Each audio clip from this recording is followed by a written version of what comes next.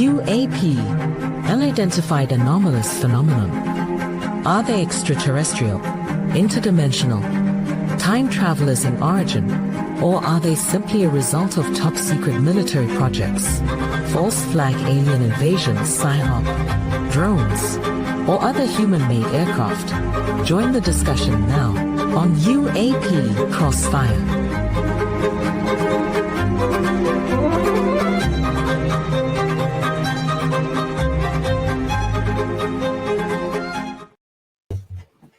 Wow, okay. Hey, welcome to UAP Crossfire, where four guys get together and talk about the biggest secret in the universe. Are we alone? Or is it just a myth? Or whatever it is.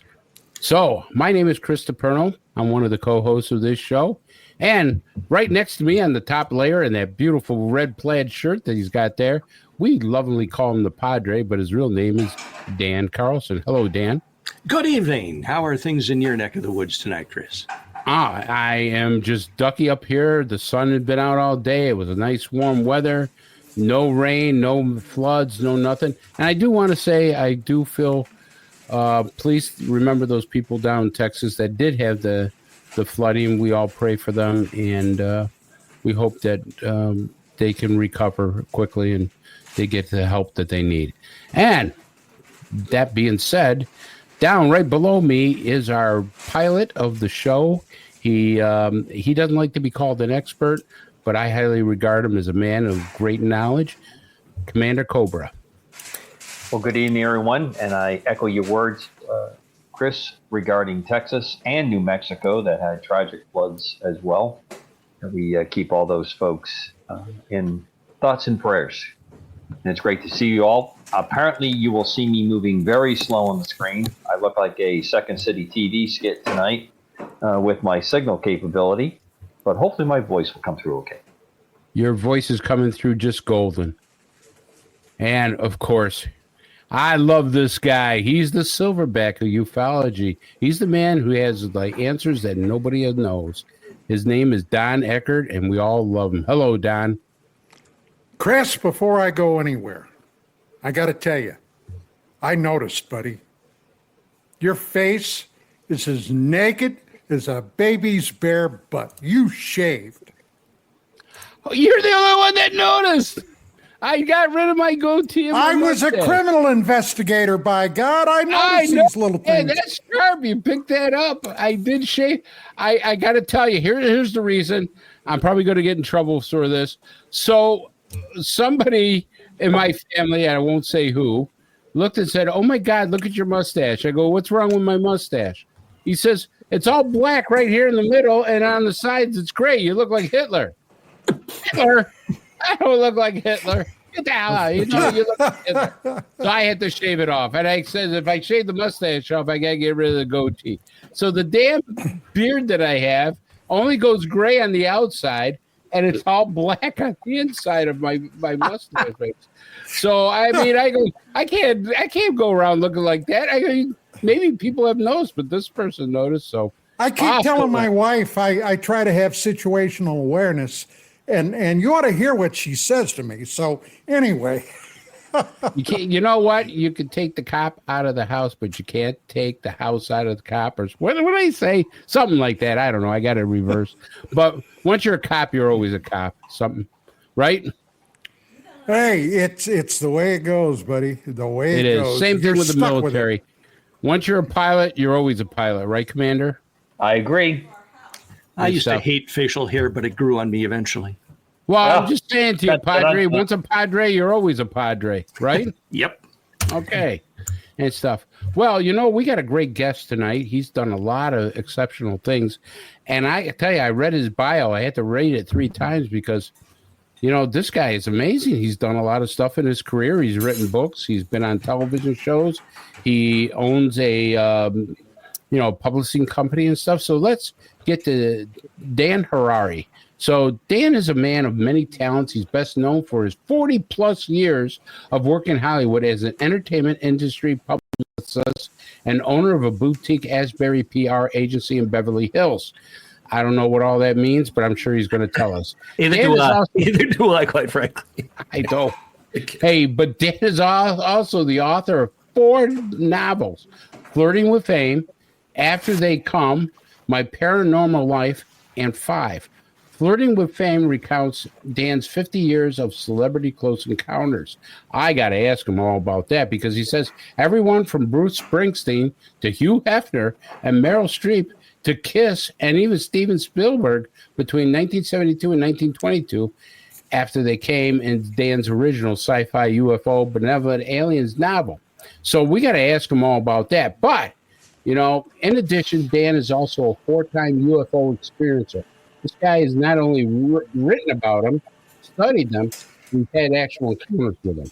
He's a longtime member of the Southern California chapter of MUFON, the chairman and creator of the Hollywood Disclosure Alliance, and the host of a weekly podcast called entitled From Hollywood, It's Paranormal Tonight. It airs on a newly launched HDA YouTube channel. So, and also, I forgot, almost said the Wild Signal News Service. I mean, there's so much stuff to do. I don't know any time. So let's welcome Dan to the show. Thank you. Thank you very much. Thank you very much. Yeah, I've done a lot of things. My 4 UFO experiences melded together and became something collectively much, much larger, and I can go into that. All right. So, Dan, I want to just start off before you get interrogated by the bunch here. Sure. I'd like to ask you, how did you start getting involved with UFOs and that kind of nature? Okay. Well, thanks for having me on. I appreciate it. I am a Hollywood publicist. A publicist basically gets a client or a film or a TV show or a play or an award show or an event or a band or an author, anything, gets them media coverage that's not paid for. That's what a publicist does. It's free media coverage. I've been doing this for over 40 years. Today people think publicity is, I did a Facebook posting or I tweeted, and then you go home and make a sandwich. I'm old school, man. I've gotten clients into the New York Times and People Magazine and CNN and Entertainment Tonight and every possible media for the last over 42 years. So I am an old school Hollywood publicist. I represented Jay Leno when he got the Tonight Show. I represented Sid Caesar, Milton Berle, Steve Allen. I did an event with Bob Hope. I mean, I've been, I just turned 69, but I've been around for a really long time. Congratulations. Thank you. Yeah. I just turned, I think it's the Hasidic rabbinical beard. Speaking of beards, I have a funny beard story to tell you guys. I haven't shaved or gotten a haircut since COVID, and it's basically gone as long as it can be. I live in a nice part of Beverly Hills, not where the millionaires are, but I live in a nice part of Beverly Hills. Where I live there are many, many very deeply religious Jewish families and Jewish schools and temples where I live. Now I'm Jewish, so I can say this. A few weeks ago, I went to the drugstore to pick up a prescription, and it was a new lady at the counter, and she goes, "Oh, Rabbi Friedman, I have your medication." And I go, "What did you just say?" She goes, Rabbi Friedman. I go, my name is Dan. I go, I'm not a rabbi. What? You're not a rabbi? She couldn't believe it. Blew her mind. So sometimes you can misjudge a Jewish person with a beard and think that they're a rabbi. You blew that discount. I believe. Yeah. I should have. Said. After you paid, you should have said, "Hey, what are you?" Well, you might have got the wrong medicine. Did you? I would have gotten the right medicine. I would have got the. Well, you know what she said? She said, I swear, she looked at me and she goes, "You have a twin brother." So I need to find this Rabbi Friedman. I mean, I really should check him out. I have a doppelganger, apparently. Not only did you miss out, you didn't get the kosher one either. I'm kind of hurting for you. That's okay. All right. How did I get started? Yep. My all that I do today began in March 1970. Okay. Here's the story that launched everything that came after. March 1970. I was 13 years old. I grew up in suburban New Jersey near Asbury Park. It's where Bruce Springsteen started from. The side story is I did work with Bruce in when I was 16 years old, 1973. He asked me and my friend to go on the road with them as their road crew. And we said, we don't even drive cars yet, Bruce. So I think we're going to have to pass. So that's a true story. That's a whole other story. So my dad picked me up from school one day, March 1970. It was a sunny afternoon, suburban New Jersey. We're driving home. As we're driving home, I'm 13 in the passenger seat, obviously. I see through the windshield above my father's car a huge silver V like Victor, huge silver V craft is hovering above my father's car silently and moving along with the car. So I looked through the windshield. I said, Dad, stop the car. Stop the car. There's a UFO. Stop the car. There's a UFO, Dad. We stopped the car. We got out. We walked in front of the car. We're standing, looking in daylight at this huge, enormous silver craft. No smoke, no wings, no propellers, right? No sound, just this beautiful thing, gleaming, shiny silver, 300 feet above my father's car. I'm literally, you guys, I'm going, Dad, look, Dad, it's Star Trek. It's Star Trek. This is 1970. So Star Trek was a new TV show. Dad, it's Star Trek. Look, my father looked at it like, bored to tears, couldn't care less, no interest of any kind, looked at it, looked at his shoes, looked at his watch, he's looking at his car, no interest of any kind. My father, it's like the eighth wonder of the world, like a pyramid of Egypt is above my father's car. My father couldn't care less. Okay, that's the entirety of where I'm going to go with the rest of my life. That moment. Okay, so my dad had no interest. After a few minutes, my dad turned to me. He said, come on, kid, let's go home. Okay, we got in the car. We drove home. I go home, 1970, rotary phone. If you guys remember rotary. Oh, yeah. Unfortunately, yes. Yeah, so 1970, rotary. I called the Asbury Park Press, my hometown newspaper. I go, hi, my name is Danny. I'm 13. I just saw a UFO with my dad in West Steel, and it was a silver V. And the lady said to me, you guys, she said, Sonny, I can't talk to you right now. We're getting hundreds of phone calls about this. I can't talk to you. I'm very sorry. I have to go. I remember it clear as day. That's what she told me, this lady. She hung up on me. No article ever ran in that paper, okay? Now, here's the first killer part of the story. I forgot about that event for 47 years. Wow. Completely was not in my brain for 47 years. I never talked about it with my dad. We never told my mother or my two younger brothers. I never told any friends.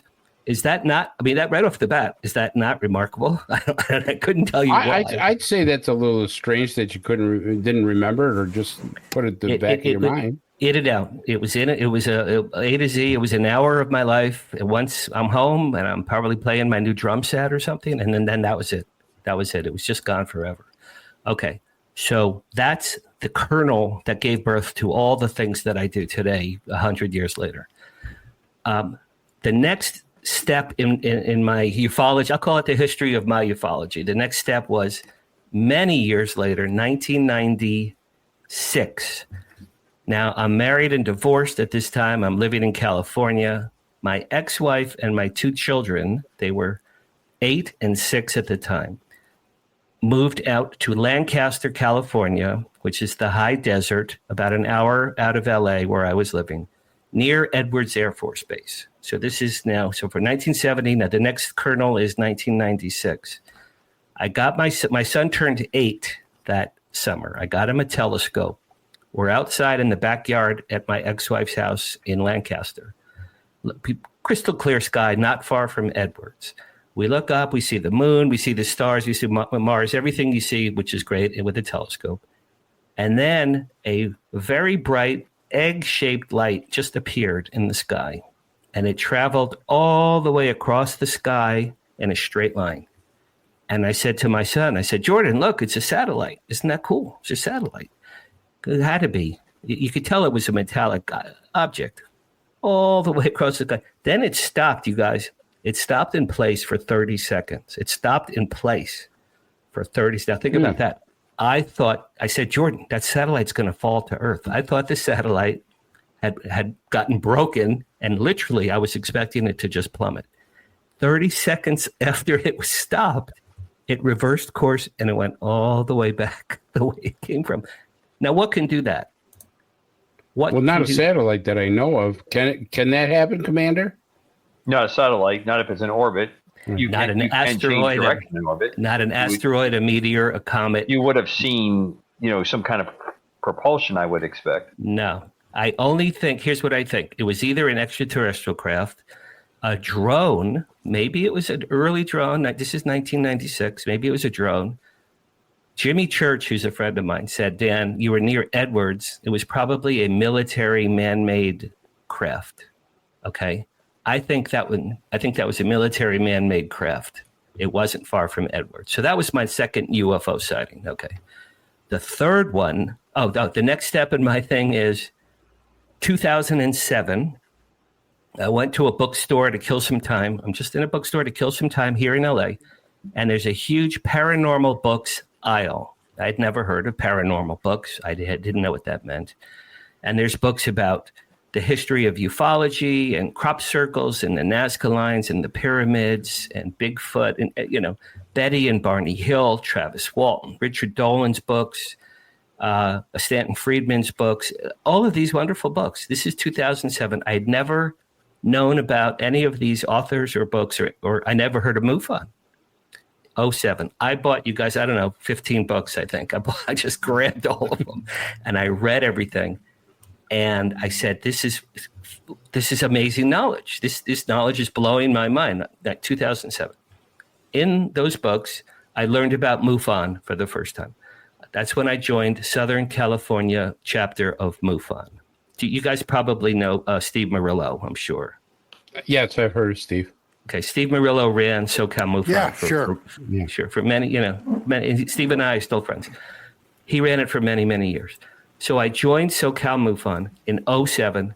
They used to meet at a little church in North Hollywood. It held maybe 50 people, 60 people max. It was a little room in a little church.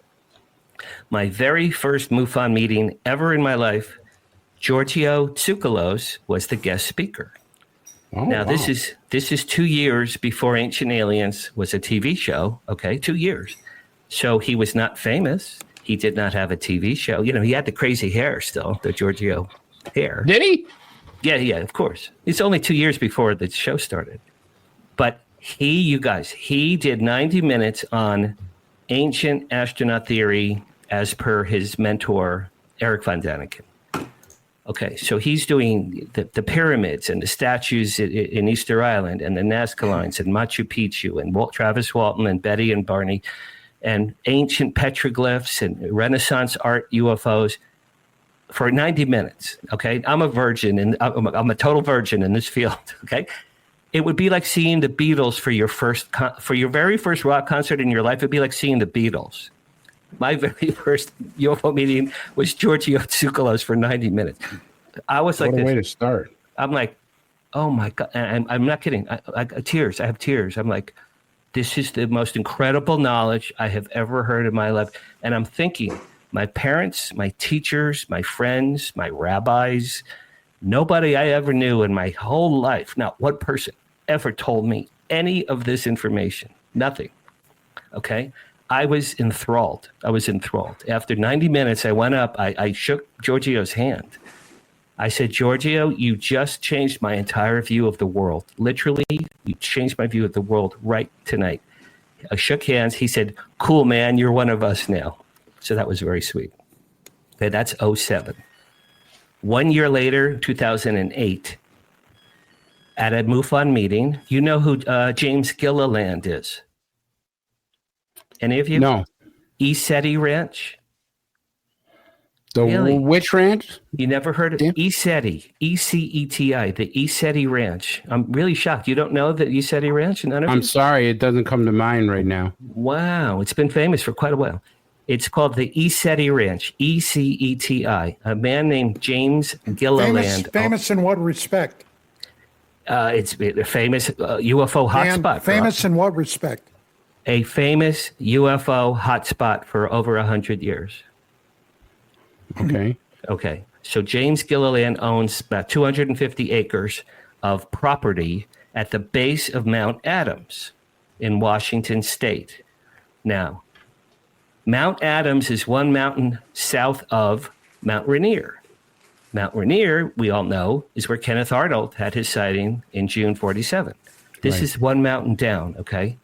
This mountain is called the Mountain of Shining Lights by the Native American Indians who used to live there. For 100 years, they've seen lights coming and going out of this Mount Adams for 100 years. People from NASA and the military and governments and scientists from all over the world go to the ECETI Ranch for decades to study it there. It's a very well-known UFO hotspot. I'm surprised. And also, Dan, is this the mountain, Dan, that the claim has been made that it's hollow and there is activity that emanates from beneath? I believe that is Mount Shasta. I believe people talk about Mount Shasta in that regard. But Mount Adams is a Bigfoot hotspot too, from what I've heard. That's interesting, Dan. I didn't know that. Yeah. Okay. All right. Yes, So now, okay. So it's 2008. James Gilliland, the owner of the ECETI Ranch, gives a talk at SoCal MUFON, and he shows videos and still photos of dozens and dozens of UFOs in the sky above his property. Now, these are crystal clear, high def. I mean, this is not like if you squint and you turn your head and hop on one foot, you can maybe see a light. These are UFOs, crystal clear of every shape, size, and color. And I'm sitting there at his talk, and I had a girlfriend named Barbara at the time. She was a TV writer. I go, Barbara, we got to go to this place. We got to go. Please let me go. He was having an open house July 4th weekend, 2008, on the property for 3 days and nights on the property. And so we signed up. So my girlfriend and I schlepped, and it's way in the middle of nowhere, Washington State. So it's 200 acres of nothing. He lives in this little log house, James. So a little log house, 200 acres of absolutely nothing except, and then there's trees, and then there's Mount Adams. It's a field. It's a huge field. So for 3 days and nights, he had events. During the days, he set up this big white tent on the property, and they had lectures and panels and films. And I remember Nick Pope spoke there. William Henry spoke there. Other people spoke there about orbs and the pyramids and the Nazca Lens and all those kind of things during the afternoons. And then at night, they made a bonfire on the grounds, and then there were about 200 people total. And then men and women would play guitars and tambourines and sing and dance around the fire, and we would skywatch. We would skywatch for hours and hours and hours. Crystal clear sky, crystal clear, your stars, everything perfect. Looking back now, we were doing CE5 events, but in 2008, that term did not yet exist. The term CE5 did not yet exist in 2008. So we were doing a CE5 in 2008. So the first day was a Friday. Lectures, seminars, under the tent, bonfire, look up in the sky, hours and hours, absolutely nothing happened. Next day was Saturday, same thing, lectures in the tent, bonfire, hours and hours, absolutely nothing. The third and final day of the open house, same thing, more lectures and panels, another fire. We're looking up in the sky Sunday night for about 2 hours, nothing, absolutely nothing. Here's where the story gets good. I reach in my pocket. Now, there were 200 cars on this property. Okay. And at the end of the night, at midnight, everyone had to go home. So this is like at 10 o'clock. I reach in, I pull my car keys out of my pocket. I said to my girlfriend, I go, Barbara, if we leave right now, we can beat the rush. Okay. I swear to God on my daughter's life, as soon as I said that, a huge black craft from nowhere came from behind. I swear to God, this is a true story. Came from behind us. 200 people on the ground with a bonfire. Huge black craft came over us, Chris, maybe 300 feet, maybe 400. I mean, low. It blacked out the sky. Okay. I looked up. I said out loud, what the hell is that thing? I thought someone was playing the job. Honestly, I thought like it was like a remote control toy that James Gilliland was trying to trick us. I really did. I thought it was a hoax. I thought it was a joke. It blocks out the sky. So we're all looking up, and now my heart's starting to beat fast. And I'm like, I don't know what that is, but that doesn't look normal to me. Then underneath this craft was a huge glass crystal bulb. It lit up. It went bzzz, and it lit up. like a chandelier underneath. What color, Dan? Beautiful dark emerald green light. Dark emerald green, like the Wizard of Oz, emerald green, in this bulb. I looked up. It was the most beautiful green I've ever seen, okay? So we're all looking up. Then here's where the story gets amazing. This light was then disseminated down upon us like this. It was like light, light, light, light, light, light, light, light, light, light. It was like Morse code.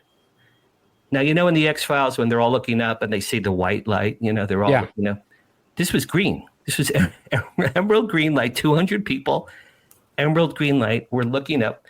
Now I'm getting messages from this light, not in my ear, not in my head. I'm getting in my heart. And I swear this is true, and I still feel it today. Hello, we're here. We're sorry we're late. We know you've been waiting for us. We love you. Don't be afraid. Everything's fine. We love mankind.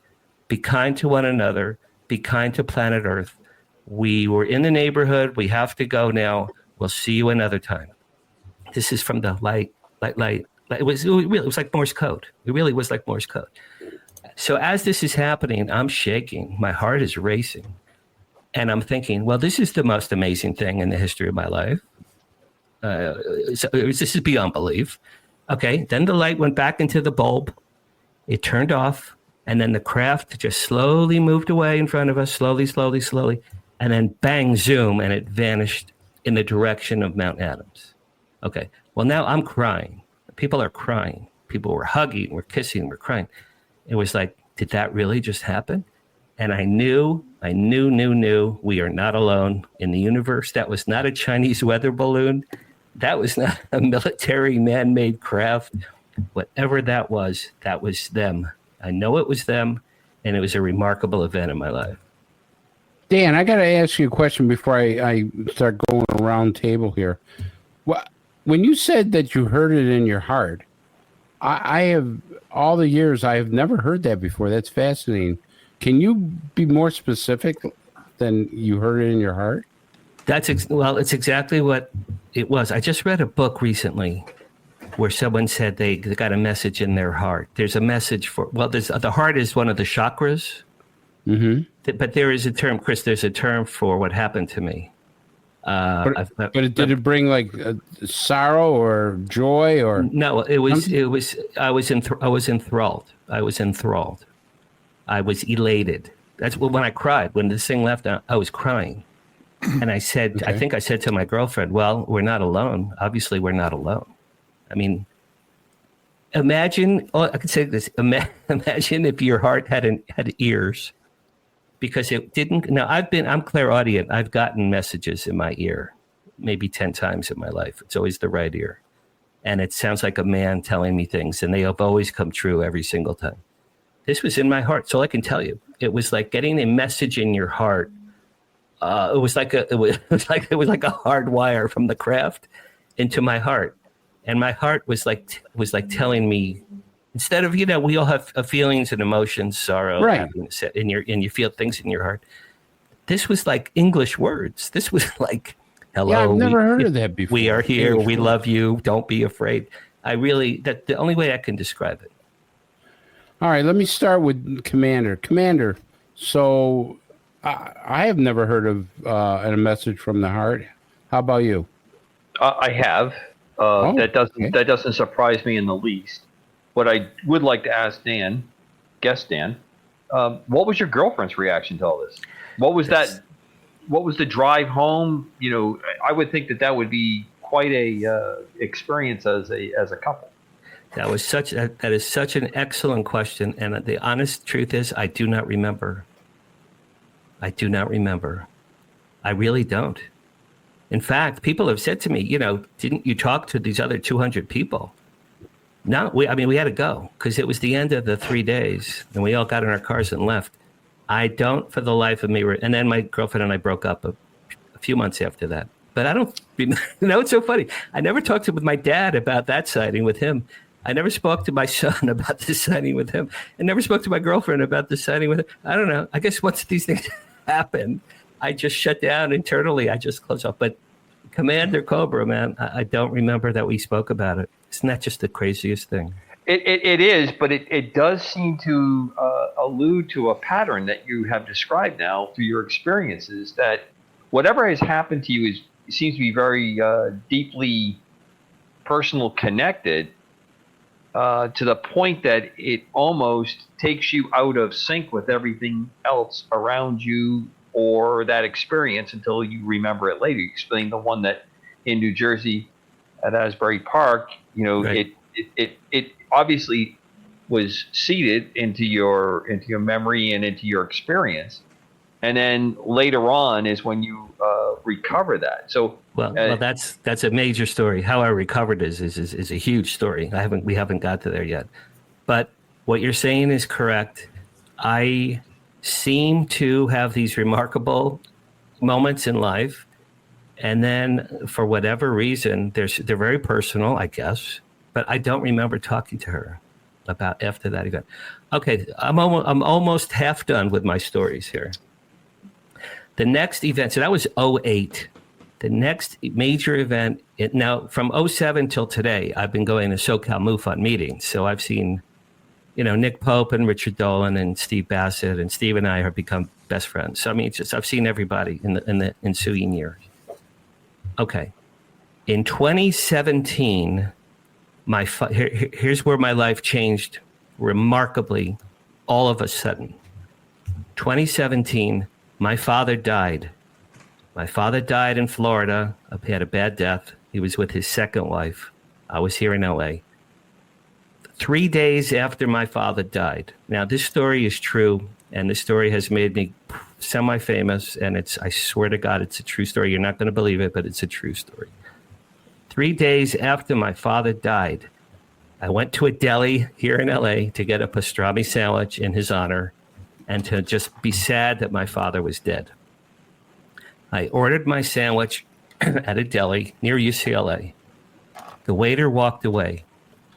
A beam of light or energy or something from above flew through the air, you guys, and hit me in the head like a hand with knuckles. It was like bang, hard into my head like this, bang.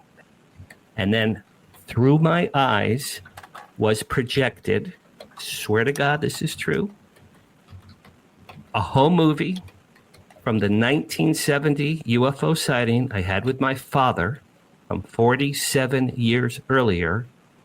It played in the air, color, 3D, hologram, whole movie with audio. It played. And you could imagine this moment in my life. This is 3 days after my father died. And I have to tell you about my father because my father's the key to all of these stories. Okay, so I'm watching it. I see the car. I see the V. I see me jumping up and down. I'm in this little movie. And I see my dad. And it was as though God was a cameraman and God or something, I think it was the Akashic Records or something, had filmed this event like Cecil B. DeMille with a camera. Because I'm in it. It wasn't a memory. I'm in this little home movie. I saw it play. It played for maybe a minute. And I said out loud, oh my God, I remember that. I remember that. And I see me jumping up and down. Dad, look, Dad, look.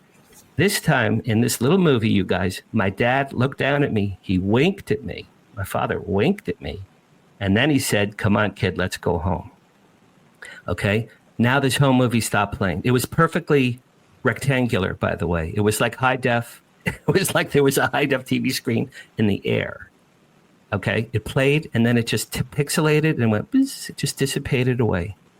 Vanished. Now my heart's beating really fast.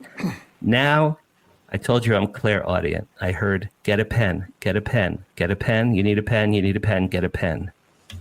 I asked my waiter for a pen. On the table in front of me was a paper placemat. My hand did automatic writing. I've never done it before or since. My hand wrote 3 things. Write a book about benevolent aliens. Lead character's father knew about UFOs. Then I wrote capital A, capital T, capital C. Then my hand stopped moving. I picked up the paper and now I'm shaking. And I'm like, what the hell is going on? Right? I just want a pastrami sandwich. I'm starving. I'm hungry. And I'm shaking. And I'm looking at this. Write a book about benevolent. Well, I go, well, I guess I have to write a book. Lead character's father knew about UFOs. My father had just died, you guys. Sure. How about that one? And then ATC, I looked and looked and looked and looked. And after about 5 minutes, I came up with my book. After they came, ATC. This book was given to me. It was given to me. It was a download from above. Now, that's A. That's part A. Then we can go to part B, which is all the other stuff that followed. But the key to the whole story is who was my father. And I discovered who my father was after he died. That'll be part 2 of this talk. If you have questions, I'm wide open. Well, I'm going to start with Padre. Padre, this is a fascinating story because there's things I'm learning here that I have not heard before. I agree. Certainly some interesting aspects to it. Dan, I was wondering if we can go back to that sighting you had with the group of other people and your girlfriend. Did you notice any missing time in that experience? That's a really great question. No, I don't think I've had missing time from any of we didn't talk about the 4th sighting. We can do that in a minute. I don't think I've ever had missing time from those. However, separately, unrelated to UFOs, I had missing time when I was 5 years old. I fell off a sign. I was climbing a billboard sign with 2 little girlfriends. I was 5 years old, and I fell off the sign. And I remember falling 20, 25 feet. And as I was falling, I fell in slow motion. And then I woke up 2 blocks away on someone's couch. I have no idea how I got there. The girls were not there. I had missing time. And here's that story. When I woke up, I sat up. I thought I was dead. I remember thinking, am I dead? I'm 5 years old. I looked around. No one was in this house. It was a stranger's house 2 blocks away from the sign. I stood up to leave, you guys. Another true story. In front of the front door was a 6 or 7 foot tall cryptid. This story is in my book called My Paranormal Life. All right, what can you describe the cryptid? Yes, the cryptid was, I'm going to say, well, I was 5, but he was very tall. I'm going to say he was at least 6 feet tall. He had the face of a bull. It was like a bull. His body was like a V. There were bony stumps in his shoulders, and I knew instantly he had once had wings, and it looked like his wings had been clipped off with the hedge clippers because there were like these bony stumps. His legs, you guys, he had like donkey legs. And he looked at me, and he went, like that. He snorted at me. This thing snorted at me, and I remember thinking at the time, he doesn't like me very much. And then this thing walked through the front door and vanished. I walked outside, looked around at my mommy's house, the pink house. My mommy's house was a block to the left. I walked home, and I forgot about that story for about 50 years. But I have missing time. I had missing time because I remember falling from the sign in slow motion, and then I woke up a half hour later, an hour later, at a stranger's house. So that's my only missing time that I know of. Crazy. And this experience you just related, where you said you felt like something hit you like very hard. Was there a physical response to that? I mean, were you knocked down, or did you fall back? Dan, it was like as soon as it felt like if someone had a fist with knuckles, like literally, it felt like knuckles, and it was here, right here in the right part of my head, right here. Okay. I felt that hit, and then it felt like an electrical, like bzzz, like an electricity thing, like bzzz, going into my eyeballs. It was like bzzz, like I had put my finger in a light socket, like a bzzz, and then projected out through my eyes was this little home movie. I've told this story all over the world. People have said they've never heard a story quite like this one. Was there anyone else there that saw you impacted by something? No, I wish. I remember the restaurant was empty that day. It was me and the waiter. There was no one else around. But all I can tell you is that, and you know what? I didn't see the thing fly. Something flew through the air from my right. It was almost like a whistling sound, like I could sense something was coming at me. And then I felt this knock, this really hard knock. And then my eyes did like, it was like turning on a movie projector switch. It was like, and then it was like, and then projected out. Now, here's the theories of what that was. A, God, I don't know. B, the extraterrestrials from the 1970 sighting I had, or the extraterrestrials I had interactions with in 2008 with the green light, or what I personally believe, truly, I think my Father from heaven sent that home movie to me. He had just died, and I had just written, the lead character's father knew about UFOs. And I think my father sent that to me from heaven. Now I'll tell you why. My father worked for the U.S. Army for 45 years. He was a civilian electronics engineer and a physicist for Fort Monmouth, New Jersey.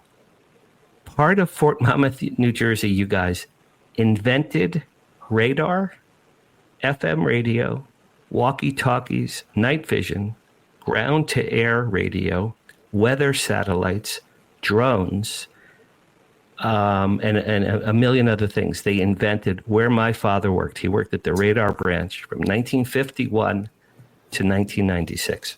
Dan, did he have a clearance by any chance? Yeah, I'm sure he did.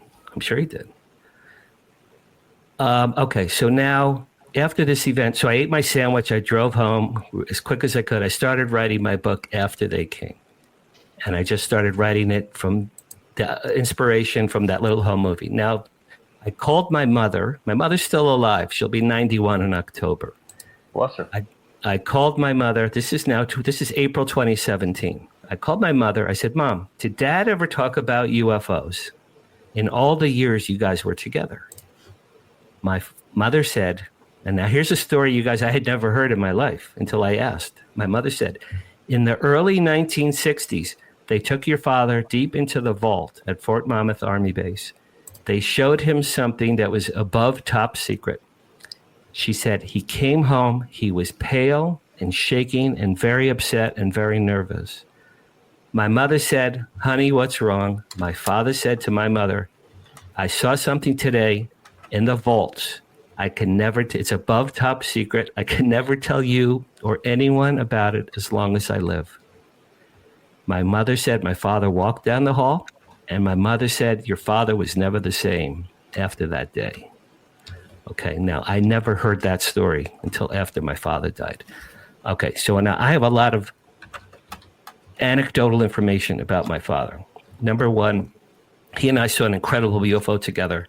He had no reaction, and then he winked at me. Okay, that's number one. Number two, he worked at Fort Monmouth Army Base Radar Top Secret Division for 45 years. Never told a soul what he did for a living.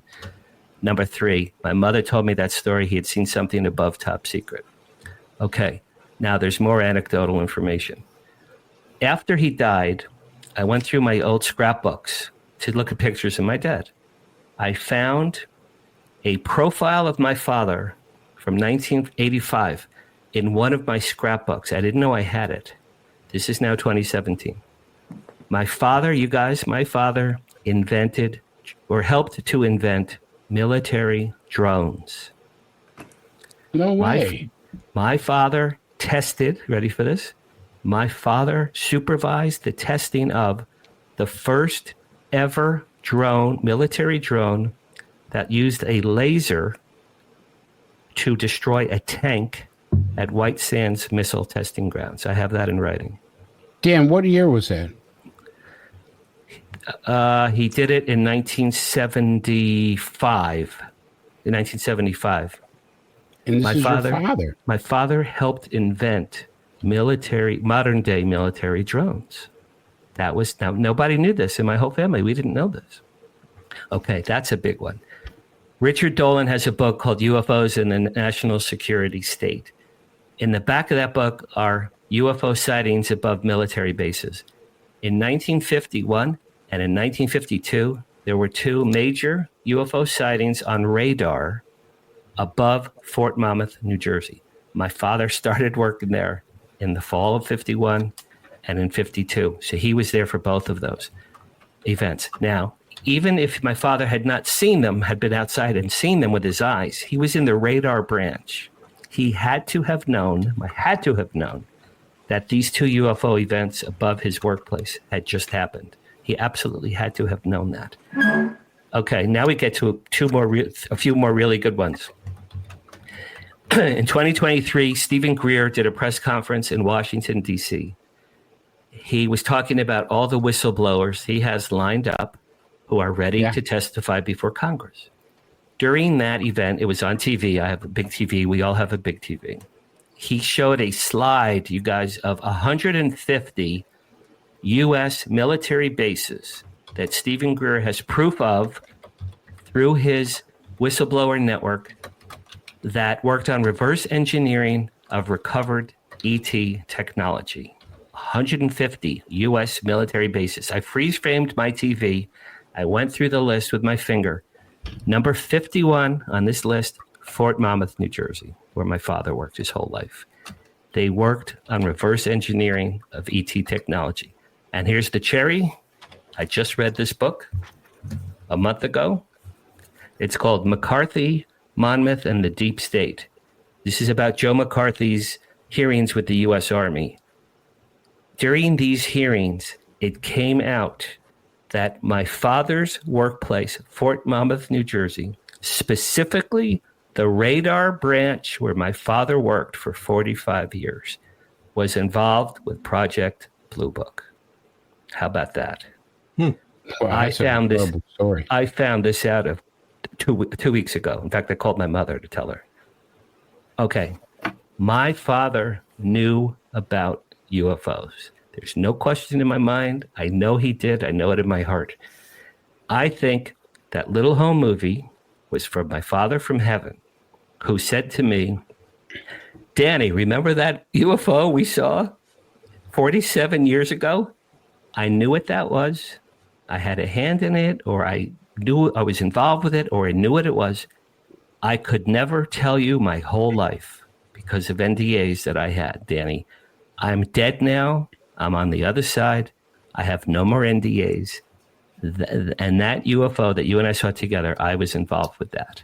And that, honest to God, in my heart, I believe my father gave me that little movie from heaven to tell me what he did his whole life for a living. I really do. Mm-hmm. That's an incredible story, Dan. But I want to bring Don Eckert in. Don, you've heard Dan's story. I mean, it seems like his father very much was involved with reverse engineering of these objects. Oh, I'm not surprised. First, Dan, I want to welcome you to UAP Crossfire. It's a pleasure having you here. Thank you so much. When I saw your Hollywood disclosure movement on your link, yes. I became very curious, and I'll tell you why in a moment.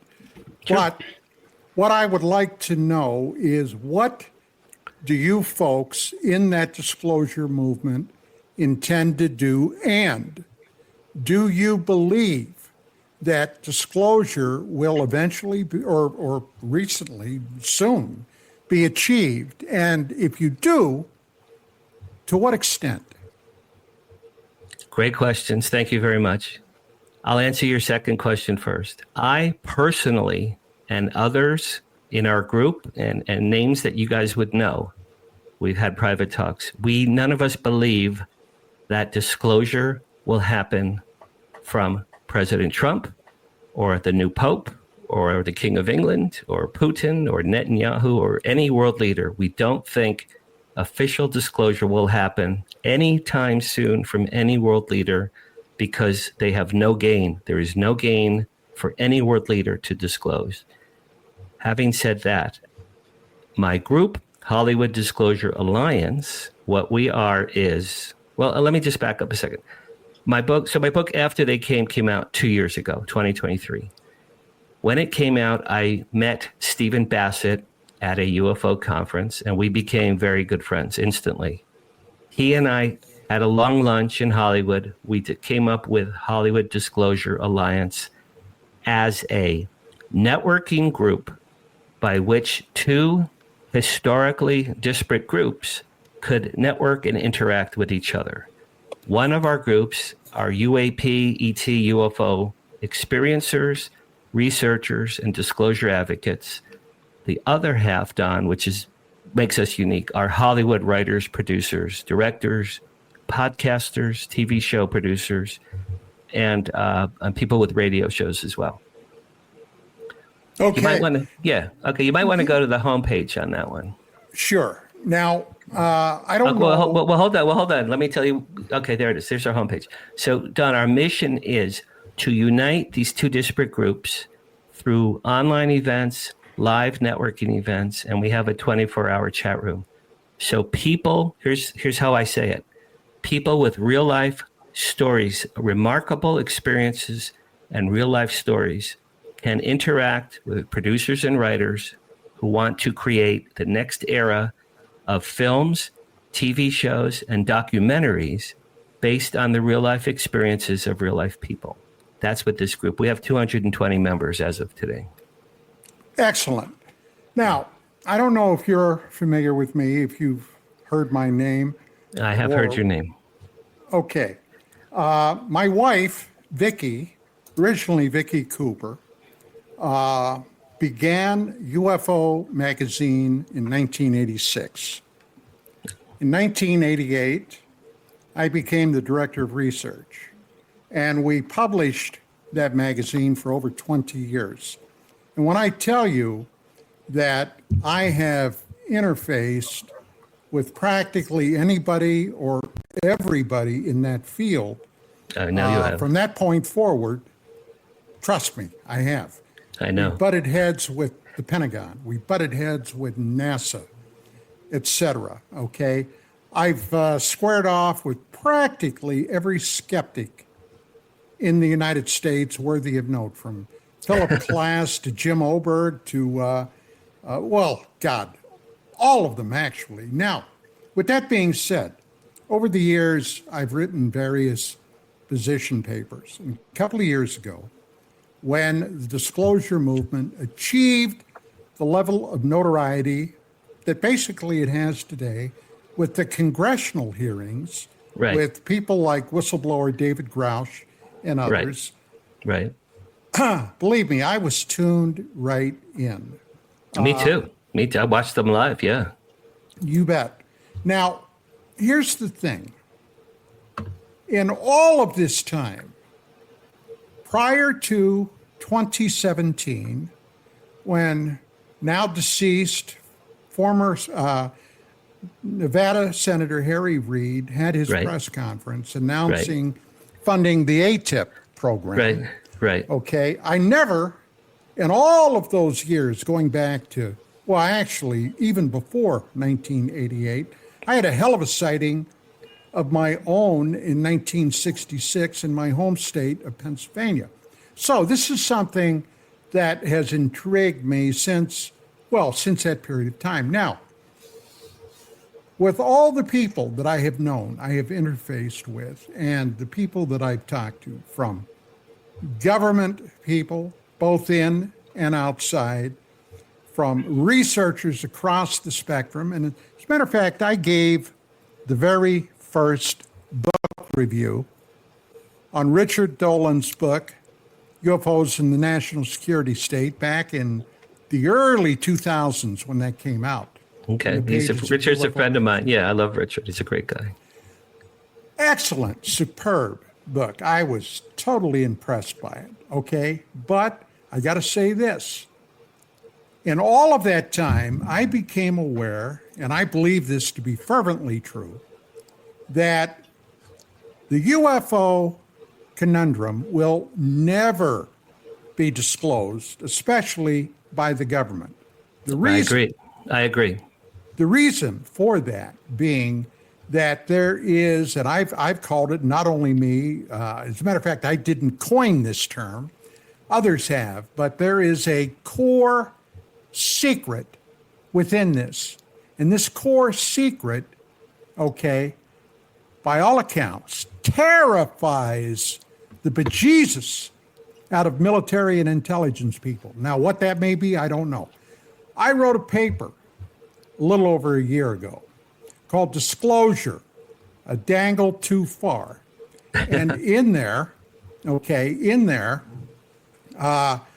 lay out a tremendous amount of information, including people that I've known, have been friends with, people like Ingo Swann and Project Stargate, what happened to him, people like Dr. John Brandenburg, who was a deputy director on the Clementine mission almost 2 decades after the Apollo program was shut down.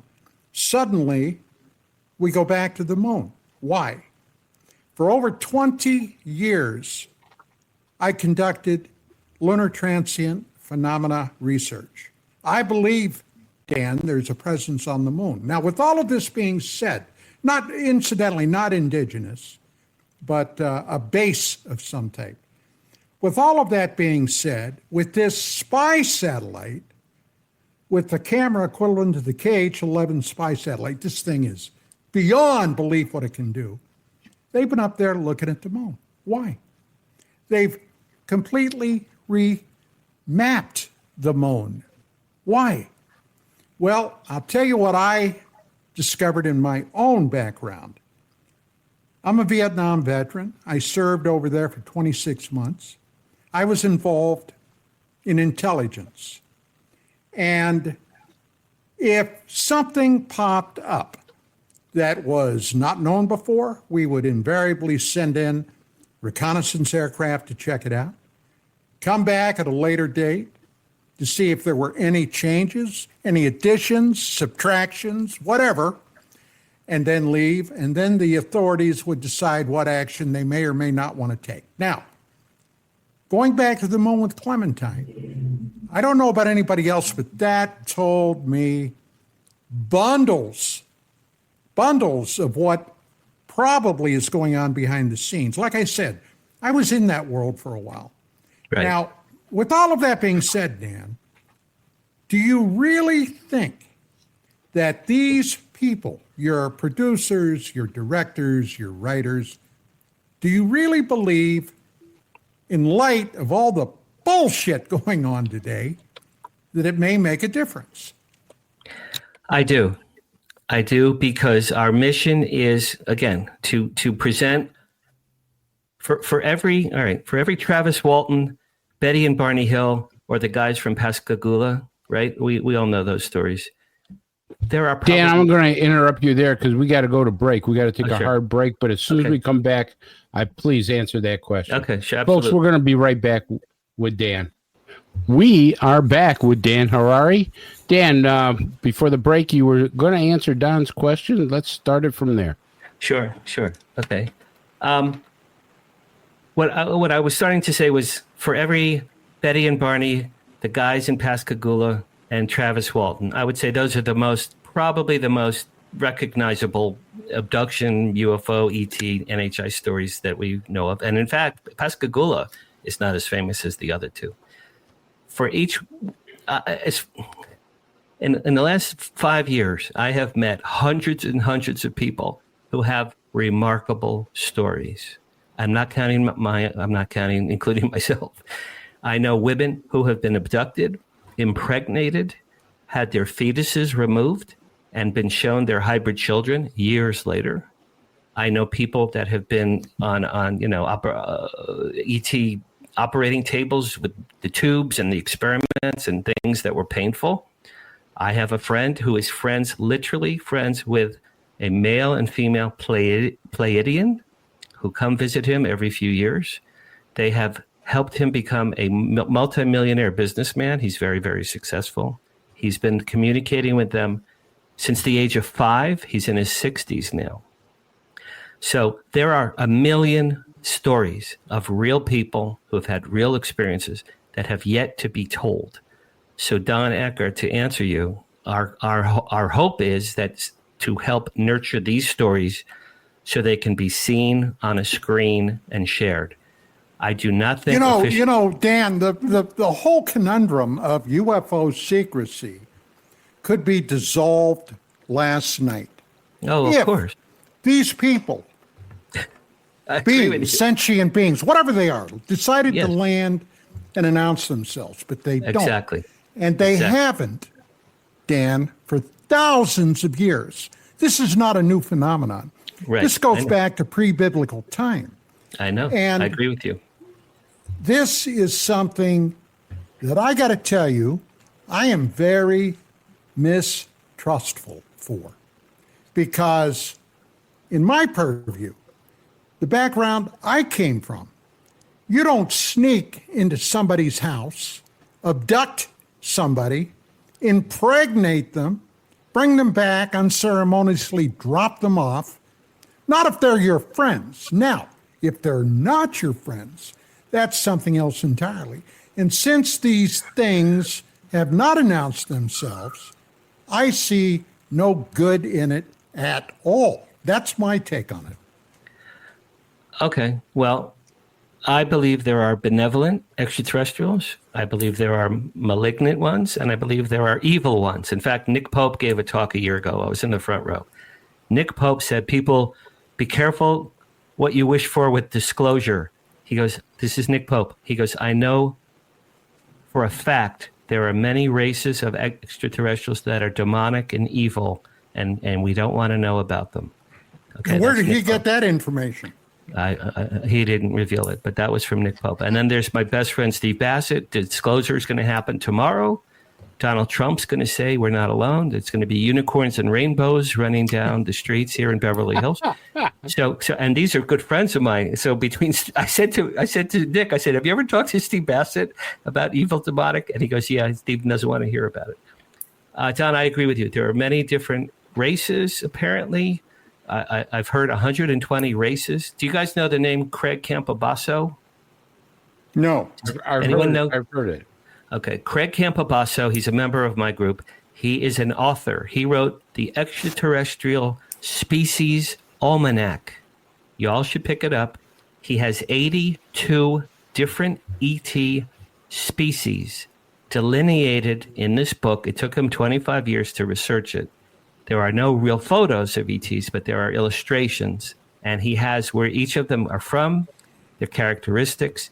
And this is all based on experiencer interviews he's been doing for about 25 years. It's a fascinating book. And of course, we're going to absolutely believe anything that these entities are telling the people they're abducting and putting probes up in. Well, that's a whole other can of worms. Well, I'm looking at it from my standpoint as being a former criminal investigator.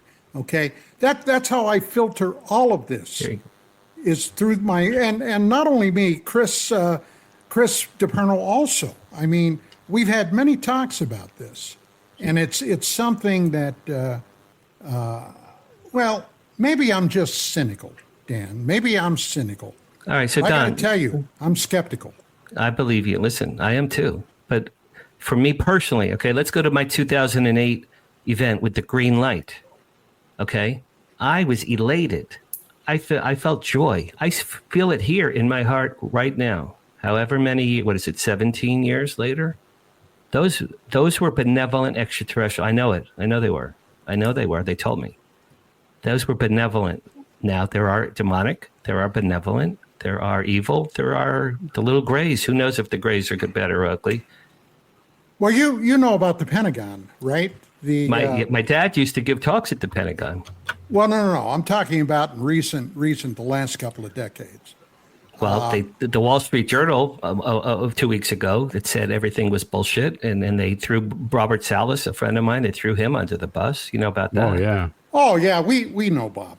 Look, I had a chance, and I briefly on the telephone met Lou Elizondo a couple of times, where Elizondo basically brushed me off. Okay. I wanted to get him on my radio show, Dark Matters Radio. And Elizondo kept ghosting me. So it didn't take me long to figure out that somebody warned him against talking to me. That's my take on it. That sounds right. With that being said, whatever. But with that being said, I got to say that at one point, Elizondo told me that when he was in the Pentagon, that there is a group within the Pentagon called the Collins Elite that basically consider all of this demonic and warned him to stay away from it. Now, Okay. I have no doubt. I've been around the world a number of times. I have literally, and I have no doubt that there's a lot of bad actors out there. But the same would hold true for this. Now, I have no doubt there are some, and besides, in all those years we did UFO Magazine, Right. if I told you some of the people we talked to, that I've talked to, it would likely blow your mind. But one thing that I got almost universally from everybody I considered that had some gravitas is that there are a number of groups coming here. And at that time, I was told by several people that there were at least 7. And in that group of different sentient beings, 1 or 2 groups were very favorably disposed to the human race for whatever reason, I don't know. Then there were several, 2 or 3 groups that were basically benign. They were coming here on some type of a mission. But there was at least 1 group that was inimical to the human race. Now, I never could figure that out. Because let's face it, on the scale of things, we're basically hairless monkeys out of the Not so hairless sometimes.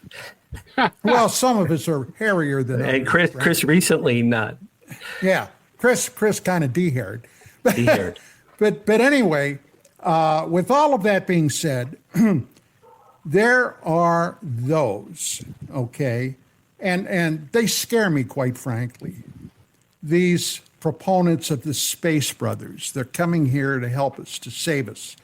They're going to give us a better mousetrap. They're going to give us, medicine to cure cancer, blah, blah, all this pixie farts and fairy dust. And so far, we're all still waiting. I still haven't seen that great mousetrap. And I'll be honest, Dan, I think they're stringing us along as long as they can. And Absolutely. they're continuing to do whatever it is they're doing, and they're doing it in the dark. I don't agree with that. I don't like it. Well, Dr. Avi Loeb from Harvard and Chaim Ashed, I believe it's Yes, from Israel. From Israel. Both of those 2 men, and they're both Israeli, have said that they believe, and then, Don, this goes to your point, they believe that the ETs themselves have instructed whoever our dark government is, our leaders, our military government, whoever is, I call them the great-great-grandsons of the Majestic 12. I think who's ever running the truth embargo today are probably the great-great-grandsons of all those imbeciles that Harry Truman put in a room in September 47. And I think it's familial. I think it's the son to the grandson to the great-grandson. But all those people that the ETs themselves have instructed our controllers, they do not want to be revealed yet, that perhaps the human race is not ready to be revealed. But Don, like you said, in fact, in my book, after they come and they land in Dodger Stadium, and they say to the world, hey, we're here, we love you, everything's cool, like the aliens told me with the green light. I'm an optimist. I'd like to think that they would come and some of them. Do you remember the Twilight Zone, Dan? To Serve Man. It's my favorite episode. Exactly. And we thought, wow, they're coming down here to help us out. No. It's a cookbook. By God, it was a cookbook. Don't get on. It's a cookbook. Don, that's my favorite episode of Twilight Zone ever. Well, you guys are okay because by the time they get to me, man, they'll have enough steaks on their grill for a year. So they won't have to worry about that. There's something I wanted to say to Don's earlier point. What I'm hearing now all the time from HDA and from I do the PR for Contact in the Desert, so I was talking to 2,300 people that are there, just exaggerating. But what we're talking about now, all you guys, is we are disclosure. That seems to be the new term. We are disclosure.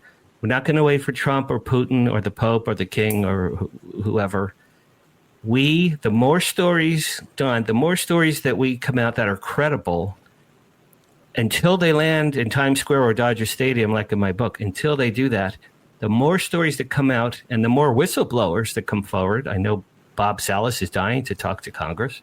They're trying to make that happen. Danny Sheehan and Steve Bassett are trying to make that happen.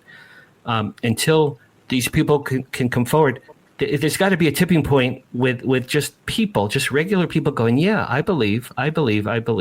Until the day comes when either they reveal themselves or a world leader does. I don't think a world leader is going to do it.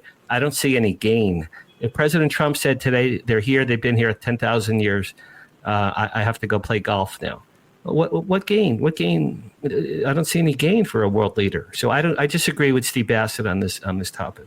Well, I never too. believed a president would do what Trump is doing these days. Oh, well, that's all another cutting story. back.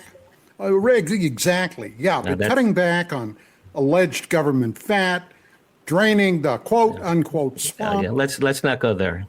Well, I got to tell you, it's I'm in a good mood. unthinkable. I'm in a good mood. I don't want to talk about that asshole right now. No. It doesn't matter. It doesn't matter about whether you like him or hate him. Okay, that's not what I'm talking about. I'm talking about the strides he is doing that is upsetting the deep state. You don't like the guy? Hey, I understand that. You love the guy? Okay, I understand that too. But that's not what this is about. It's not about whether you love or hate Trump. Trump is an anomaly since George freaking Washington. Oh, there has absolutely. been nobody that has come forward like that guy has. All right. Well, Okay, let's I wanna- I've got a guy from Hollywood here, and this kind of ties into what you were saying earlier, Dan, about disclosure and a concern that I have, and that is, and I know this is a concern in Hollywood, the ability with AI to deceive. How are we going to be able to know? If somebody discloses, you say we are disclosure. And one of the biggest problems that if you're referring to the UFO so-called community. No, we the people. Okay, but there's someone, I could, within an hour, produce a very convincing video of Space Brothers landing on my lawn. Absolutely. And a few people, probably people on this panel and others or experts in video would be able to discern, well, that's just a joke. That's a hoax. But we have so lost the ability to critically think in this country that I don't see how disclosure, even if it happened, you'd have half the country that would believe it, half that wouldn't, depending upon who did the disclosure. How do we get to the truth of the matter? That's an excellent question. When digital visual effects really were becoming prominent was the early 90s. Steven Spielberg with Jurassic Park was the first big digital effects movie. That was the early 90s. When that came along, any of you guys, I don't consider myself really a researcher, but any real researcher who has video or film or still photos, they're going to go, oh man, because now with visual effects, like you said, Dan, anything. I could have an alien petting my dog in my living room right now and take a picture of it and send it around. I'm a publicist. I could probably send it to CNN. They'd look at it. They'd say, how do we know this? How do we know this is real? Who the hell are you, Dan? We're going to believe. You're right. It could be, they could land in the White House lawn and half of the country would say, oh, that's just Trump pulling a hoax. AI, so visual effects and now AI. Are the enemy? They're the enemies of the truth in this regard. Anything can be created falsely, and my fear is that if any of us tonight, if any of the 5 of us tonight went outside, I walked my dog at night. If I saw a huge UFO tonight when I walked my dog at 10 o'clock and took a picture and sent it all around the world, I guarantee people would say, "Oh, that's BS. I don't believe you." That's not real, Dan. Who the hell? You're just trying to promote your UFO group, Dan. That's what I would get. So you're right. Visual effects and AI are the enemy of this. Now let me just jump ahead. Steven Spielberg's next film, I believe you all know this, comes out next June. It's called Disclosure. His next film is called Disclosure. The storyline has not been revealed. It's top secret. It stars Emily Blunt. And the fact that that movie is called Disclosure. I was having lunch with Steve Bassett the day that was announced. You guys can imagine Steve Bassett. Dan, he's on his phone. Dan, Spielberg's new movie is called Disclosure. He literally stood up and Bassett, he's doing like a dance at Factor's Deli. We're eating pastrami. He's doing a dance. Okay, so that could be huge. Also, you probably don't know this. There's a very, very famous Hollywood producer named Jerry Bruckheimer. Jerry Bruckheimer did the Beverly Hills Cop movies, the Top Gun movies, Flashdance, Armageddon, a million movies. Jerry Bad Boys Bruckheimer, 2. I just need to throw that in there. I met Mr. Bruckheimer on the sidewalk. right? That's right. You mentioned Bruckheimer. Okay, so Bruckheimer is working with, ready for this, David Grush on a film next year called The Dish. So next year we have Spielberg's Disclosure movie and Jerry Bruckheimer, David Grush, The Dish, coming out. Two things next year. Now look back, look back at 2001. Or Close Encounters, or E.T., right? Or some of the Day the Earth Stood Still. Some of these classic films became water cooler talk. I mean, everyone in the world was talking about these. We have two major filmmakers next year coming out with two major UFO films. Now, that could help propel Disclosure forward. But again, I don't think it'll be official. But I think at some point the masses of people are going to say, you know what? I believe extraterrestrials are real. I think that's what. Well, Dan, not to interrupt you, but you left out one of the most spectacular, from a spectacle standpoint, science fiction films in the last 30 years, ID4, Independence Day. That took place, a large part of it, at Area 51. Yeah, but they came to kill us and eat us, you know. Who's to say there aren't a faction that wants to do that? Okay, no, you're right. That was a big one. It was influential, but it was, you know, Will Smith punching an alien in the face. I mean, it was a comic book movie to me. Yeah, but Dan, let me just jump in here for a second, because there are some things, you know, through the investigations that I've done with MUFON and stuff like that, you know. There has been very much that feeling that you had of love and stuff. I've had that told to me by experiencers. But on the same token, and this is why we don't know what species are here or what they're doing, I've had people who've been absolutely terrified.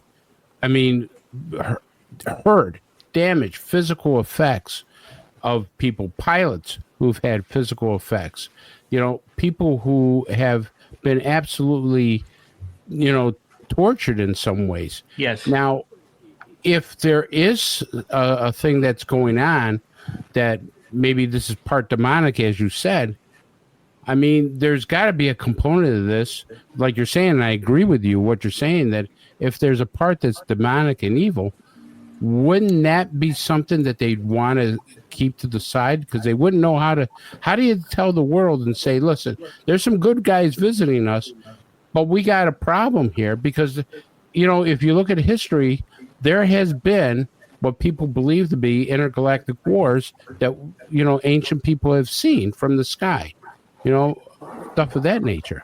Well, again, Nick Pope said to a room full of people, many of you are waiting and praying for disclosure. He goes, I have to tell you from personal knowledge that I have, be careful what you wish for. I know that some of these races are demonic and evil, and we'd probably be better off not knowing about them. Now, I don't think Nick is a disinformation agent of the British government. Some people think he is. I don't think he is. I know Nick quite well. But the way he said it, Chris, it was like, wow, this guy really seems to know that as a fact. Well, what's your feeling of it, Dan? I mean, you hear something like that. What's your feeling? Earl Grey Anderson, may he rest in peace, he once told me he had been abducted and experimented on, and it was very painful. They took him from his sleep, but his wife was like paralyzed. She didn't know, and he was gone for a few hours. He came back, and they did all kinds of experiments on him. He said it sucked. It was very painful. So, yeah, I absolutely believe. I think there's good, bad, and ugly extraterrestrials. And here's what I think. Originally, the Roswell crash, we all know the Roswell crash really happened. President Truman pulled the press release. We have a flying saucer who pulled the press release. That was day one of the truth embargo, July 8th, 1947. That's the day the truth embargo started. It was the day that poor Jesse Marcel had to do, the tinfoil trick with Roger Ramey. Steve Bassett said it was the tinfoil that wrapped Roger Ramey's fish for lunch that day. So that's pretty funny. But that's when it started. And if you're Truman now, why would you want to cover it up if you're Truman? World War II just ended. A couple of things. World War II just ended. The world was shocked by 2 nuclear bombs a couple of years before. And a few years before, Orson Welles' broadcast, War of the Worlds, 1938, scared the crap out of hundreds of people, coast to coast. People had heart attacks from the War of the Worlds, the fake Martian landing. So if you're Harry Truman, I could understand in 1947, you'd want to cover that up. I could understand. Well, for one thing, the aliens, the UFOs, were showing a totally distinct interest in all the nuclear facilities the United States had at that time. That's right. Okay. And it was the A bombs, Nagasaki, Hiroshima, that really brought them out into the skies again. They wanted to know, what are these monkeys doing down there with nukes? That's exactly right. They're going to destroy this beautiful planet that we take gold and water. Apparently, they take water and they take gold. Let me just go ahead, Commander. I want to get you in here. Commander, my question is towards the end. We'll give it to Dan now. Dan, you have a great audience. I call it the greatest audience on the planet that listens to this great station and network. What would your message be to the audience that you would like to see for your group going forward with this kind of movement that you're describing? Okay, thank you. That's very sweet. Well, if anyone, and I really appreciate you guys having me on, anyone who's watching or listening now, go to HollywoodDisclosureAlliance.org. You can read all about our members and our mission statement and how we came together and all these things, upcoming events and all that. There is a join button. I get new members. I'd say probably 3 members a week from all over the world. People write to me and they join up. So we're trying to create hundreds and hundreds of people on both sides, on the experiencer side and on the Hollywood side. And honestly, the Hollywood side is harder because less and less people in Hollywood are brave. It's really true.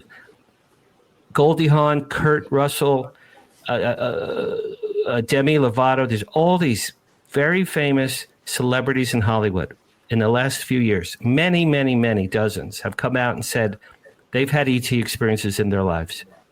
I have written to all of those people, all of those celebrities through their publicists, including Steven Spielberg. I've invited him in twice. And they say, thank you very much. We appreciate it. We don't want to, go public, really. We don't really want to, Fran Drescher doesn't want to talk about her ET experiences anymore. So there's very few people in Hollywood that are brave enough to embrace this. Now, there is one exception, two exceptions. Shirley MacLaine, who is a member of our group, and a movie star named Thomas Jane. If any of you, in fact, Thomas Jane is going to... I'll be talking to Thomas Jane in a week. Thomas is going to be at the MUFON Symposium. Thomas is a good friend of mine and Steve Bassett's. Thomas Jane is a movie star, a legitimate movie TV star. 15 years ago, he had an experience in his home. He lives near Hollywood. He had an experience at 3 a.m. in his home that he's never revealed exactly what happened, but it scared the crap out of him. And it was supernatural, paranormal, whatever it was. And he has been a proponent of disclosure for the last 15 years. Thomas Jane, Jane, you could look him up. He spoke at Contact in the Desert. He's speaking at the MUFON Symposium. He spoke to my group, Hollywood Disclosure Alliance, a few times. So anyway, to answer Commander's question, we're trying to get more members. That's number one. Number two is we haven't gotten to this yet. In mid-March this year, a few months ago, I launched thewowsignal.news. Thewowsignal.news. It is a news online resource for global ufologists. We have 700,000 people that we send our emails to. We get press releases from all over the world, including Danny Sheehan and Steve Bassett and Paul Hynek and Nick Pope and Richard Dolan and everybody you could name. So we are a news resource. Every Monday, we put up new news on the site. And then every Thursday, we call that news into a newsletter. And that newsletter goes around the world to about 700,000 people. We're trying to hit over 1 million. So, Commander, anyone who's watching now, if you have a story, a press release, a book, a film, a cartoon, a photo, every week we do UAP Photo of the Week. Go to the wowsignal.news, click on the contact button that goes right to me, and send me your information, because we are trying to create a global news community with that. So HDA is members networking group. Wow Signal is a global news group. That's the best I can do with my time. Those two things. That's great. Dan, I have 2 papers I'd like to send to you. Would you be Absolutely. I would love to. I would love to them? read them. Yes, absolutely. Yes. Yes. All you guys, any of you guys. If you have any really if you have hold on. If you have your news about email on the over here, private chat. You want me to do private Yes. chat? Okay. Do it right now. Why are you doing that? Send your email. I'll put it. Let me see if it goes through. Okay, it's in that private chat. Dan, while Excellent. you're doing that, I want to just ask this question, because I think this is one of the reasons, if it's true, one of the reasons why we'll never see disclosure from the government. So everybody's talked before about the Eisenhower meeting that they've had, where if this is, I don't know if it's true or not. I could be all garbage, but it could be true. The Eisenhower met with these ETs, and he's for their technology, he sacrificed so many people per year or per whatever, And cattle. Yeah, I heard. to And be cattle. abducted, right? Yeah. So, if you're allowing kidnapping of a human being, how can you come back 40, 50 years later and say, well, yeah, there's disclosure? Because the first thing people are going to say, well, what about the abduction theory? Did you do that? And then somebody will whistleblow that, and sure as hell, saying, well, Eisenhower did this.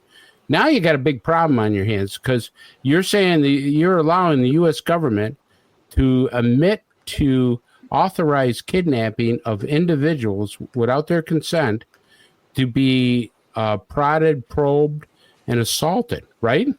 Oh, how about this? If the ETs, if they gave us, I think it's been proven that they gave us anti-gravitinal, whatever the word is, anti-gravity technology. Yeah. But if they gave us, let's say in the 40s or 50s, in fact, I think my father probably knew about the anti-gravity stuff. In the 40s or 50s or whenever, if ETs gave our grandsons of Majestic 12 free energy to be used for the benefit of mankind, and all these decades, our military and our government have kept the oil oligarchs going, right? Oil, gas, coal, nuclear, lithium batteries, all that. If all of those things could have been eliminated 40 years ago, and everyone could have free energy forever, how about that one? That's probably killing people, and cattle is probably worse. But how about the free energy that we could have had 40 years ago? They did it with Tesla. They had JP Morgan did it with Tesla. They knocked him off. I think they knocked him off. How about Forrestal? You guys know the James Forrestal story? Is that not remarkable? You mean he was thrown out a window?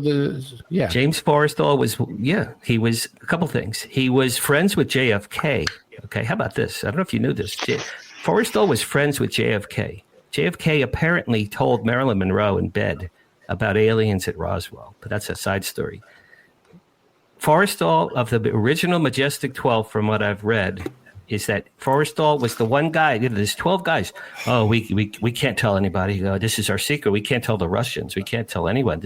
And Forrestal's like, hey, what if we tell the world aliens are real? Right? And then they commit him to a mental hospital and throw him out a window. And his family said he was not depressed. How about that? That bothers me. He was going to be picked up that day. That bothers me.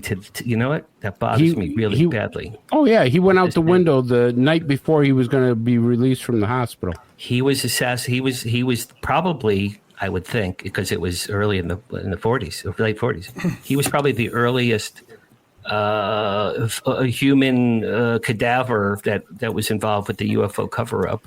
Well, I cover that in my disclosure paper, and I cover that. Love to read it. Yeah, by stating that immediately following the Roswell event, whatever that event was, I wasn't there, so I can't say it was a spaceship. I believe it was, but I couldn't testify to that. But I can tell you within 6 weeks, number one, the Central Intelligence Agency was created. right. We didn't have one during all of World War II. That's right. We had the OSS, but we didn't have something like Majestic the 12 CIA. and the CIA both happened in September 47. That's right. Also, the United States Air Force became its own service entity as the it was Army. stripped from the Army. Right. That's And right. last and most ominous, the National Security Act was signed into law, which means that anything up to and including murder, Dan, is sanctioned under the National Security Act of 1947 if a person is deemed a security threat. Forrestal would have been deemed a security threat. I totally agree with you. And the fact that he was friends with JFK. Okay, so first of all, FDR knew about UFOs. Why? The Battle of Los Angeles was 1942. Foo Fighters were 43, 44. FDR didn't die till 45. So FDR knew, Truman knew, Eisenhower definitely knew, Kennedy knew, Johnson I'm sure knew, Nixon probably knew. I think from what I've seen or read, it went through Reagan and then Bush Sr., because he was the head of the CIA. Bush Sr. and Dick Cheney, they knew everything. Those two guys knew everything. And Cheney's still alive. If we could put Cheney in a chair and trap him to a chair and inject Cheney with true serum, we would find out about 9/11 and UFOs and so many other things that have been covered. Cheney knows a lot of dirt. I'm sure he does. Dan, I hate to be so disrespectful. I am going to try to level the field here. Do you think any Democrats know anything? You seem to have a very strong ilk, and I don't mean to be disrespectful in any way, but I'm trying to maintain a little balance. No, I understand. Well, Clinton tried to get the UFO files. He couldn't. Jimmy Carter. You guys know Danny Sheehan. You all know Danny Sheehan. Danny Sheehan says this story. He has said this many times. Danny Sheehan was a lawyer for President-elect Jimmy Carter. President-elect Jimmy Carter. Jimmy Carter met with George H.W. Bush, the head of the CIA at the time. And Carter said, George, I'm going to be the president soon. I want all the UFO files. And George H.W. Bush said, Mr. President-elect, with all due respect, it's above your pay grade. I can't give you that information. Jimmy Carter didn't get it. Clinton didn't get it. Obama didn't get it. Hillary Clinton was running. She promised that she would try to get it, but she didn't win, obviously. I don't think any... Personally, I don't think any Democrats after Kennedy. Okay, I'm sorry. I've knew. got to go silent here. I appreciate you answering that question. Thanks, Dan. No, okay. Padre. Yes. I think that as far as politicians go, there's something going on there, but I'm not part of the deep state, so I don't really know what is. I think that when disclosure comes, and I do think it's going to come, I think it's going to come in the form of what's popularly known as catastrophic disclosure. And I think it may be forced by the fact that, we talk about malevolent or benevolent entities, whatever they are. When I look at the balance of encounters with the beings, I see far more malevolent than I see benevolent. We don't, if there are benevolent beings and it's within their power, why do they allow the malevolent ones to go into bedrooms and grab people and rape them and inseminate them and torture them and so forth? Right. I really struggle with that. Dan, do you have a comment on that? No, I agree with you. I think the malevolent ones are probably more dominant. I think the benevolent ones, maybe somehow they are able to keep them in check. I mean, there are ancient history stories of battles. You've seen that. Maybe I think it's like 1620. That wood carving when there's there's a UFO battle, and I think it was above England or something. And there was a UFO. All kinds of spaceships were shooting at each other. Yeah, and the ones in India. That was in Germany. Yeah, Germany. That's right. That show even much older than that. So, bringing up a television show here, because I think we all have to admit that Gene Roddenberry was prescient in many ways. One of his lesser-known series that at least the first 2 years were pretty good was called Earth Final Conflict. And that was about a benevolent race, supposedly, that came to Earth, revealed themselves to everybody at the same time and gave us nice things. But then we find out, plot spoiler here if you haven't seen it, that what their motivation is to sway the people of Earth to align with them against the malevolent entities because they were losing that war and they needed troops. If we absolutely look at this and say it is in the nature of beings to pursue that which is in their own self-interest, we have to, and it's one of the core questions of ufology. What do they want?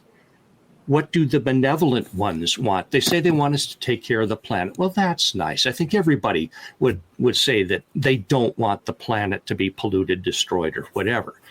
It's pretty banal, if you ask me, that message. If they wanted to bring that about, they could certainly give us the technology, maybe cold fusion, maybe zero-point energy or something along those lines to help us clean up the planet instead of just sitting there in the bleachers with their popcorn watching the malevolent ones do night raids in our bedrooms. But Dan, maybe they have. Explain, please. Maybe they have. Yeah. If the benevolent ones gave our military leaders, our scientists, whoever works underground in Arizona and New Mexico, in the huge military bases that are underground, I'm sure Don knows about those, then perhaps they've given them this free energy and whatever, said, here, use this for the benefit of mankind.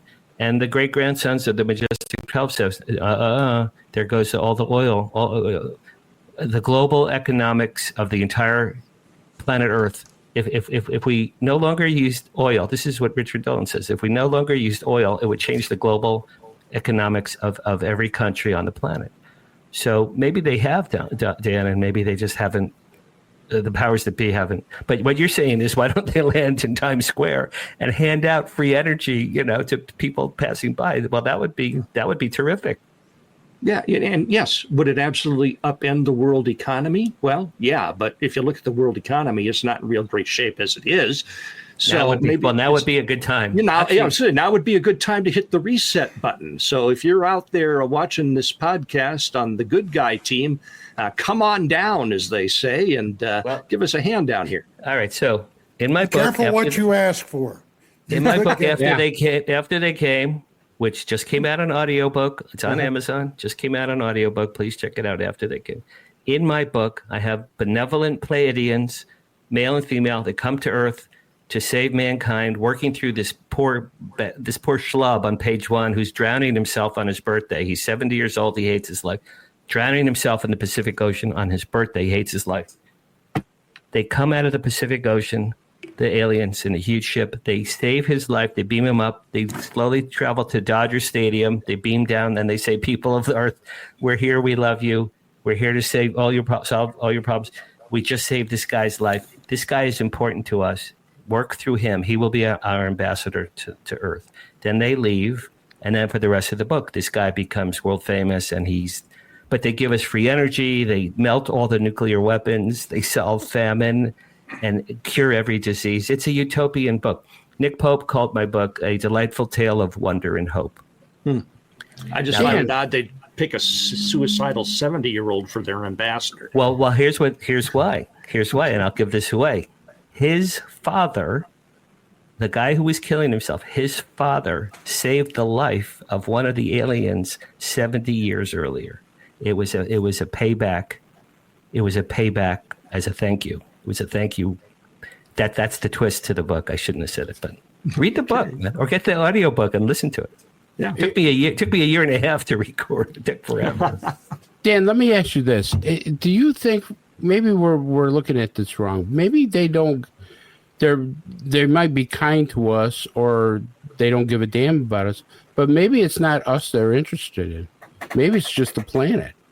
Maybe if we go, they could go, okay, they're gone. Because it could be that this planet is special, or, there's not too many. Let's face it, this planet has all the stuff that you need to sustain life, right? I think that's a great point. The Earth is much more valuable to them than we are. We're transitory creatures.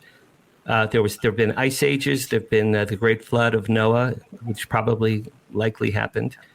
And the ETs, like Don said, they go back to the Bible. They've been around for, if they built the pyramids, it turns out that they say the Sphinx is probably 11,000 years old, not 3,000 years old.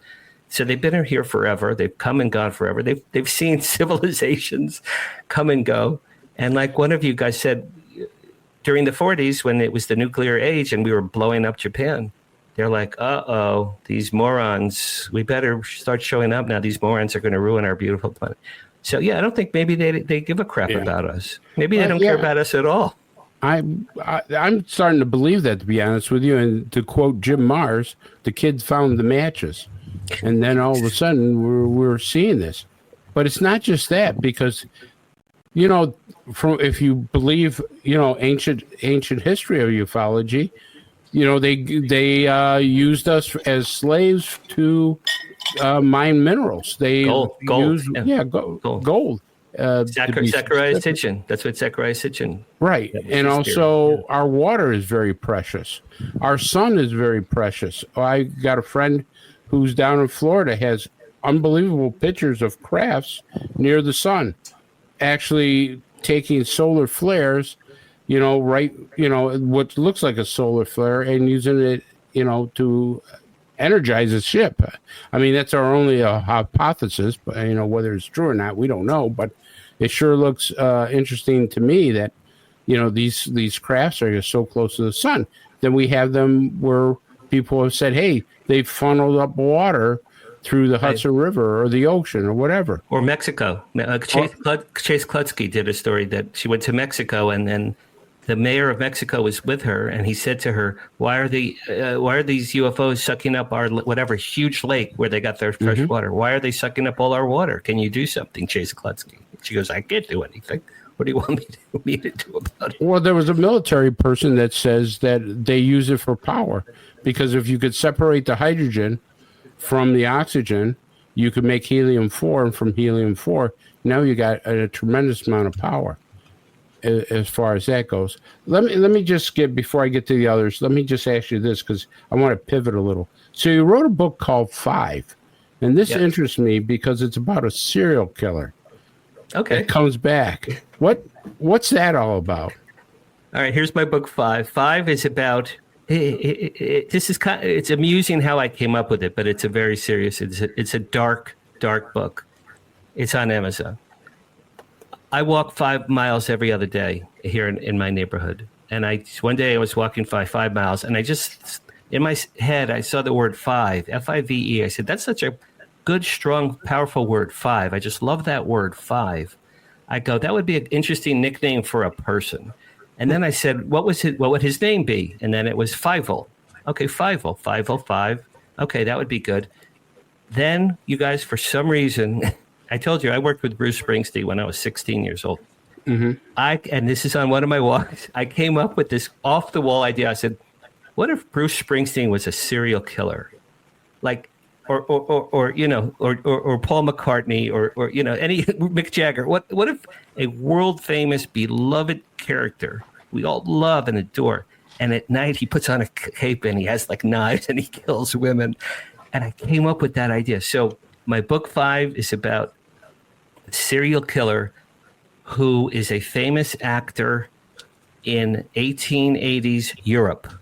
He's a famous actor and has all these accolades. And at night, he's like Jack the Ripper. He puts on a thing and he kills women. Okay, then he dies. 100 years later, exactly, he's reincarnated into a young boy in Boston named Billy Simon. And Billy Simon is a gifted singer-songwriter. And Billy Simon in the 70s now becomes like Bruce Springsteen. He's the biggest rock star in the world. But since he was reincarnated, he inherited this bloodlust. So he plays concerts for tens of thousands of screaming fans. Everyone's cheering. And then he gets in his car and he goes around and he kills women. So that's what 5 is. It's a serial killer that gets reincarnated 100 years later. It's an interesting story. Don and I have both been investigators and worked homicides. So that's a book I think I want to pick up and please take a look at. You and my mother will be the two people to read it on the planet Earth. Okay, well, you got just because I've written 5 books doesn't mean I've sold that many. I haven't had much luck with selling books, but all my books are good. They all got good reviews. Don, before the show ends here in a few minutes, go ahead. I tell you the truth, Chris, I really don't have anything more to ask or say. I think we've covered many of the bases. I know my answers were covered by Dan. I was happy to see that he recognized that probably disclosure is not in the wings. I mean, you guys, you and Cobra and Padre, I mean, we kick this stuff around every week. So, you know, I gotta say, Dan, other than the fact that I'm really glad you could make the show, and I found it very interesting. There's not a heck of a lot more I've got to contribute. Chris, can I add one? I have one little more story to add, and I want your opinion on this one. So I've experienced 4 UFOs. Okay, so I told you about 3 of them. The 4th one was a year ago. 1 year ago at Contact in the Desert, 2024. The last night of Contact last year, Palm Springs, beautiful resort. We did a CE5 event. There were probably 200, 250 people outdoors at night under the stars. Beautiful, cloud-free night, Palm Springs. It would have been June 1st or June 2nd last year. So there's 200 people in an oval. We're holding hands. There's a man in the middle of this group. It's a CE5 event. He has a microphone.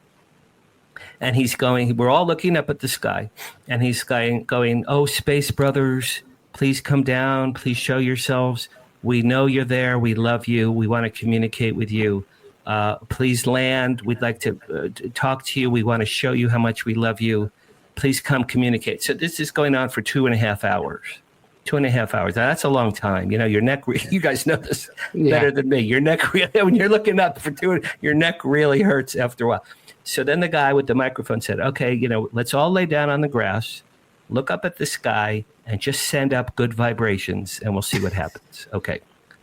So this is now 10:30. It was from 8 to 10:30. It's at 10:30, laying on the grass. Now I look at my watch. I had to wake up really early the next morning for a meeting. So I look at my watch. I go, and I swear, I said to myself, if I don't see a UFO in the next 5 minutes, I'm going to bed. With that, now remember my story when I said I pulled out my keys? Remember I pulled out my keys and I said, Barbara, if we leave now, we can beat the rush. And then a craft came. Okay. This is last year. I said to myself, if I don't see a UFO in 5 minutes, I'm going to bed. Bang. In the sky above us, bang. There's like, not super loud, but it was like, bang. Look up, a very dark gray cloud or smoke just suddenly appeared. A good-sized dark gray cloud appeared. And I swear to God, on my daughter's life, out of that cloud came a V craft. Slowly came out of the cloud. It was white. It had rounded tips, rounded tips. It was white like vanilla ice cream white. And it had a gold ribbon of color through it. It looked like vanilla ice cream with caramel. It was beautiful. Came out, and here's the best part, and you're not going to believe me. Underneath, so a V has 2 wings. Underneath each wing were 3 octopus suction pods. So 3 and 3.